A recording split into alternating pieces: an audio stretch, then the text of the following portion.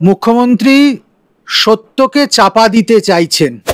Postmortem report হাতে আসার পর তড়িঘড়ি দেহ দাহ করে দেওয়া হলো। একটা মা বাবার সঙ্গে যে ব্যবহার করা হয়েছে তা অমানবিক। প্রতিবিধান হোক, আমরা এর শাস্তি চাই।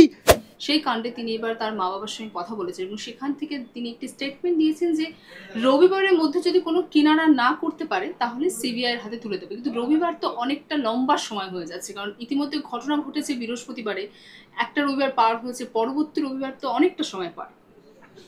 প্রথমেই যেটা বলবো, মুখ্যমন্ত্রী সত্যকে চাপা দিতে চাইছেন।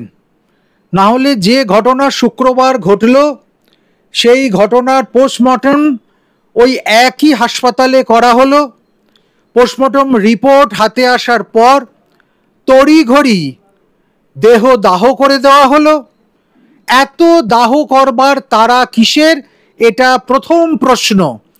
সব কিছু কিনারা হওয়ার আগেই এত তাড়াতাড়ি দেহটা দাহ করা হলো কেন? আমি নিজে মৌমিতার মা এবং বাবা দুজনের সঙ্গে কথা বলেছি, ওর ভাইয়ের সাথে কথা বলেছি। আমি ওর মায়ের মুখ থেকে এটা সবচেয়ে বড় আক্ষেপের কথা শুনেছি যে আমাদের সঙ্গে পুলিশের তরফ থেকে এবং হাসপাতালের কর্মচারীদের তরফ থেকে যে দুর্ব্যবহার করা হয়েছে, ওই রকম শোকগ্রস্ত অবস্থায় সদ্য কন্যা বিশ্লেষ দুঃখে একেবারে শোকগ্রস্ত একটা মা বাবার সঙ্গে যে ব্যবহার করা হয়েছে তা অমানবিক। এবং কোনো রকমের সাহায্য সেই মুহূর্তে তো করা হয়নি। পরবর্তীকালে অবশ্য মাননীয়ার ফোনের পর তারা খানিকটা ধাতস্থ হয়েছে, কিন্তু আশ্চর্যের বিষয়, রহস্যের বিষয়, সবচেয়ে অবাক করা বিষয় যে কিনারা হবার আগেই কিন্তু দেহটাকে তড়িঘড়ি দাহ করে দেওয়া হলো। প্রচুর পুলিশ প্রোটেকশন দিয়ে তাকে তার বাড়িতে নিয়ে যাওয়া হলো এবং সেখান থেকে নিয়ে গিয়ে শবদাহ করে দেওয়া হলো। এখানেই আমাদের মনে প্রশ্ন যে এভাবে কোন সত্য তিনি চাপা দিতে চাইছেন বা কোন বিষয়টাকে তিনি এড়াতে চাইছেন। আর সবচেয়ে বড় কথা যে এই যে ধর্ষণ কাণ্ডটি হয়েছে এটা কেবলমাত্র একজনের দ্বারা নয়, একটি সিভিক ভলেন্টিয়ারকে ধরেই যেন এই সমস্যার সমাধান না হয়ে যায়। কেননা যেভাবে মৃতদেহটি পাওয়া গেছে এবং তাকে পরীক্ষা করা হয়েছে সেখানে ভিন্ন ভিন্ন দুজনের আমরা বীর্য পেয়েছি এবং সেটা দুজন নাকি আরো বেশি জন কেউ ছিল। না হলে এই নৃশংস ধর্ষণ কাণ্ড এবং বর্বরতম হত্যাকাণ্ড হতেই পারে না। সবচেয়ে দুঃখের ব্যাপার, পরিতাপের ব্যাপার যে ওই বাচ্চা মেয়েটি, ওই ইন্টার্ন ডাক্তারটি যখন মারা গেল তখন তার গোপনাঙ্গে ক্লিপ গুঁজে দেওয়া ছিল এবং যে ক্লিপ মাথায় পড়ে সেই ক্লিপ দিয়ে খোঁচানো অবস্থায় সেখানে বহু চিহ্ন পাওয়া গেছে, অনেক আঁচড় কামড়ের দাগ পাওয়া গেছে, কলার বোন ভাঙা পাওয়া গেছে।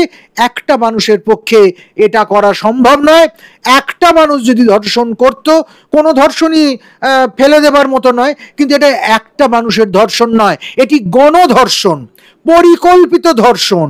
এমন মানুষরা সেখানে গেছে, এমন লোকেদের যাতায়াত সেখানে হয়েছে যারা হাসপাতালের পরিধিতে, হাসপাতালের পরিবেশে অত্যন্ত পরিচিত, এবং সেটা বুঝবার পরই কিন্তু এটাকে চাপা দেবার চেষ্টা হচ্ছে। একটি ভিডিও ক্লিপ ইতিমধ্যে ভাইরাল হয়েছে যেখানে ডাক্তারদের গ্রুপের মধ্যে আমরা দেখতে পাচ্ছি যে এমন কারোর নাম উঠে আসতে পারে যেটা উঠে আসলে লজ্জায় ডাক্তারদেরই মাথা হেঁট হয়ে যাবে। এই এত নৃশংস বর্বরচিত হত্যাকাণ্ডের নেপথ্যে কোন সত্য আছে আমরা জানতে চাই। কেবলমাত্র সময়টাকে ক্ষেপ করে দিয়ে টাইম ক্লিং করতে করতে সত্যকে যেন কখনোই ঢেকে না দেওয়া হয়। সত্য ঢাকবার একটা অপচেষ্টা চলছে, সেই অপচেষ্টার সঙ্গে পুলিশ, প্রশাসন, দালাল চক্র, পার্টি সবাই যুক্ত আছে। সত্য সামনে আসুক, মৌমিতার এই আকস্মিক মৃত্যুর যথাযথ প্রতিবিধান হোক, আমরা এর শাস্তি চাই, দৃষ্টান্তমূলক শাস্তির কথা ভাবলেই অপরাধীর হাড় হিম হয়ে যায়, তার শিরায় শোণিত জমাট বেঁধে যায়। যতক্ষণ না অপরাধীদের শাস্তি হচ্ছে ততক্ষণ পর্যন্ত আমরা আমাদের প্রতিবাদ ধ্বনিত করতেই থাকব।